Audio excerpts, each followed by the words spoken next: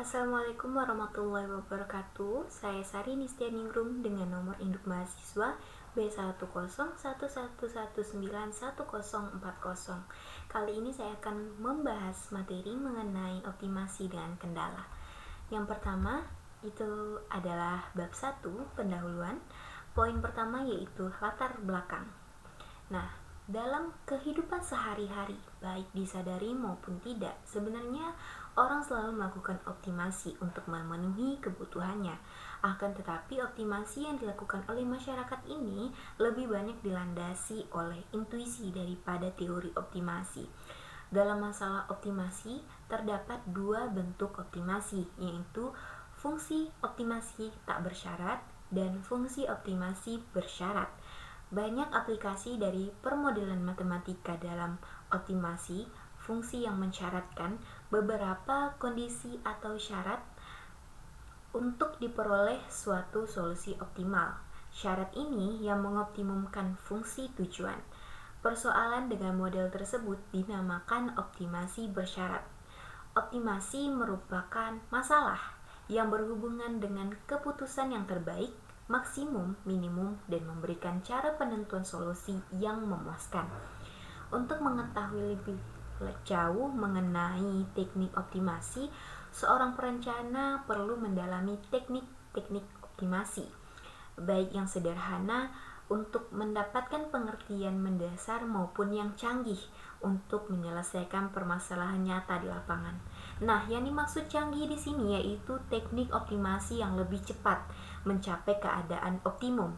Topik mengenai optimasi di negara-negara berkembang menjadi topik dengan keahlian tersendiri yang membutuhkan waktu yang tidak sedikit untuk mendalaminya.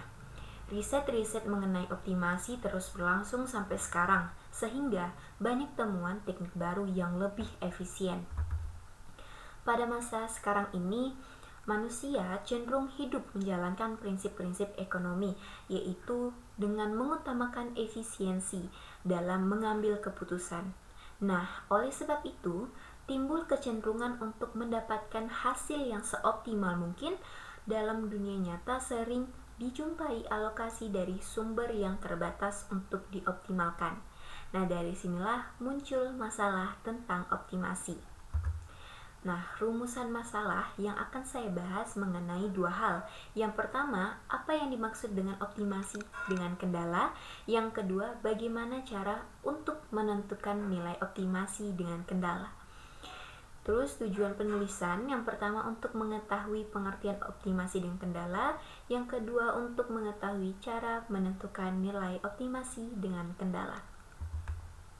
Bab 2, tinjauan pustaka. Poin pertama yaitu mengenai landasan teori pengertian optimasi. Optimasi atau optimization adalah aktivitas untuk mendapatkan hasil terbaik di dalam suatu keadaan yang diberikan. Tujuan akhir dari semua aktivitas tersebut adalah meminimumkan usaha atau memaksimumkan manfaat yang diinginkan. Karena usaha yang diperlukan atau manfaat yang diinginkan dapat dinyatakan sebagai fungsi dari variabel keputusan, maka optimasi dapat didefinisikan sebagai proses untuk menemukan kondisi yang memberikan nilai minimum atau maksimum dari sebuah fungsi. Kondisi tersebut akan dimodelkan dalam fungsi tujuan, di mana fungsi tujuan itu dapat berupa fungsi linear dan fungsi non-linear. Ada beberapa pengertian optimasi yang dikemukakan oleh para ahli sesuai dengan bidang ilmuannya. Antara lain seperti optimasi, ialah suatu proses untuk mencapai hasil yang ideal atau optimal atau nilai efektif yang dapat dicapai. Dalam disiplin matematika, optimasi merujuk pada studi permasalahan yang mencoba untuk mencari nilai minimal atau maksimal dari suatu fungsi real. Menurut Suprojo dan Perwandi dalam Tarmizi, bahwa secara matematis optimasi adalah cara mendapatkan harga ekstrim baik maksimum atau minimum dari suatu fungsi tertentu dengan faktor-faktor pembatasnya atau ekonomi manajerial. Optimasi secara umum adalah untuk memaksimalkan atau mengoptimalkan sesuatu hal yang bertujuan untuk mengelola sesuatu yang dikerjakan, sehingga optimasi bisa dikatakan kata benda yang berasal dari kata kerja. Dan optimasi bisa dianggap sebagai ilmu pengetahuan dan seni menurut tujuan yang ingin dimaksimalkan. Nah, poin kedua yaitu cara menentukan nilai optimasi dengan kendala. Yang pertama yaitu ada metode substitusi dan yang kedua ada diferensial total. Saya akan membahas metode substitusi terlebih dahulu. Seperti biasa, substitusi itu mengenai metode pengganti. Di sini sudah ada contoh persamaan. Contoh persamaan kendala yaitu 4Q1 ditambah 2Q2 sama dengan 60. Maka 2Q2 sama dengan min 4Q1 plus 60. Nah, ini min 4Q1 ini kita pindahkan ke ruas kanan. Maka dia yang tadinya positif menjadi negatif. Terus yang 2 ini kita bagi dengan min 4 dan kita bagi juga dengan 60. Maka hasilnya adalah min 2Q1 ditambah 30. Karena 60 dibagi dengan 2 dia adalah 30. Dapatlah persamaan 1. Kemudian ini ada fungsi tujuan. Fungsi tujuannya adalah U sama dengan Q1 dikali Q2 ditambah 2Q1.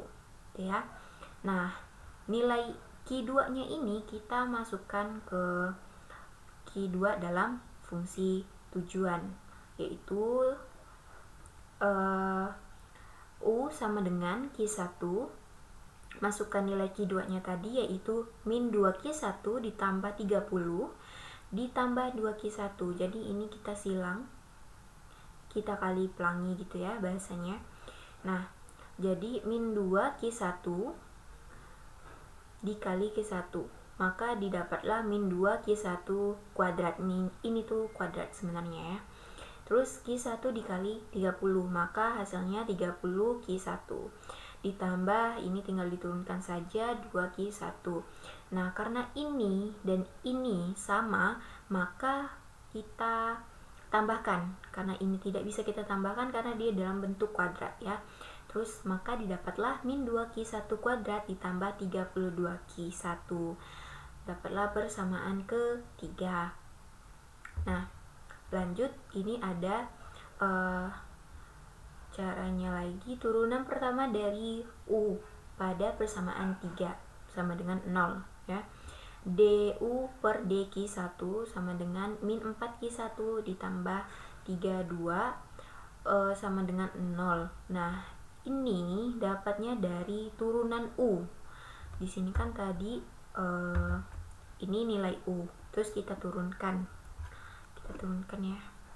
Caranya itu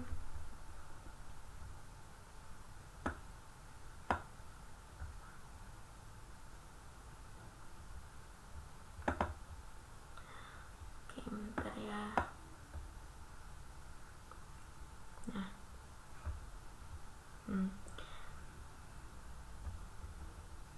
oke.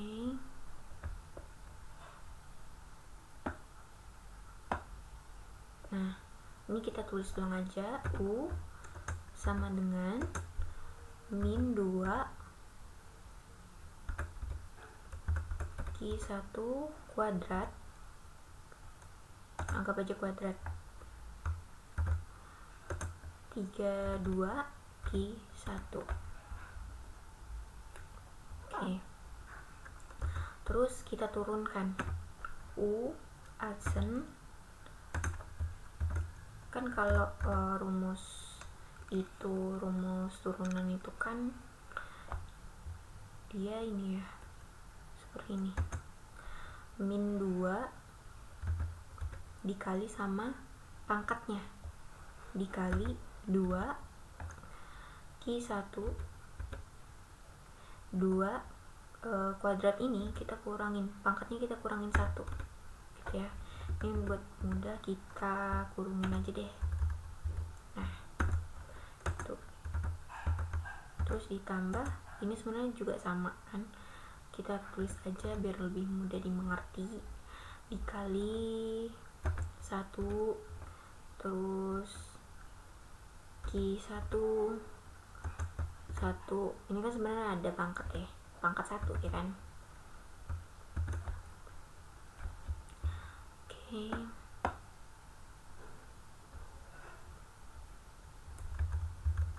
Nah, maka didapatlah hasil U adsen sama dengan min 2 dikali 2 sama dengan min 4 Q1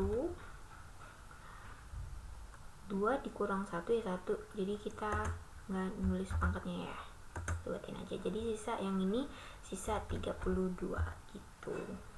Nah lanjut. Nah maka dapatlah ini min 4 Q1 plus 32 sama dengan 0.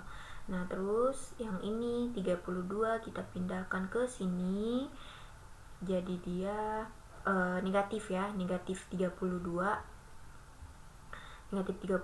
terus dibagi sama 4 ini, maka hasilnya adalah positif 8. Negatif ketemu negatif positif gitu. Terus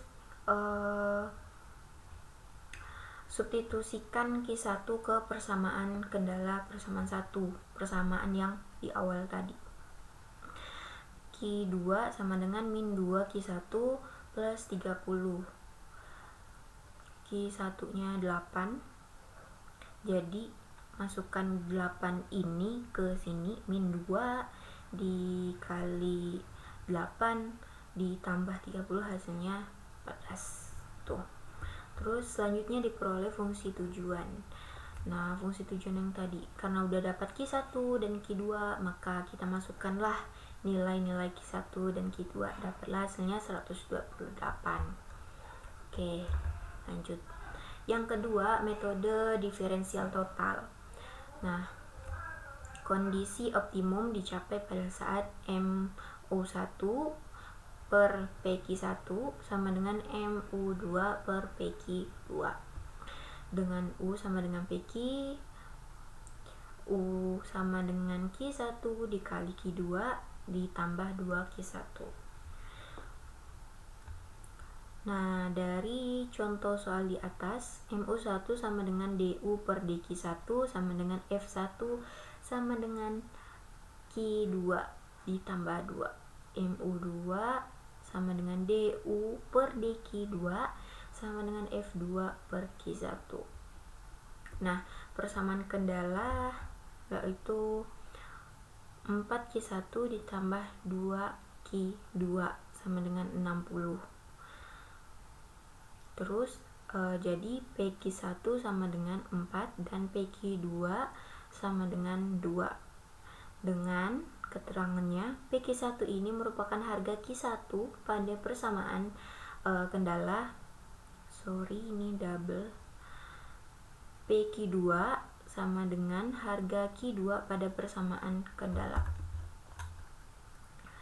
Nah, dengan menggunakan variabel di atas, maka diperolehkan nilai MU1 dan MU2 sebagai berikut. Nah, Q2 ditambah 2 dibagi dengan 4.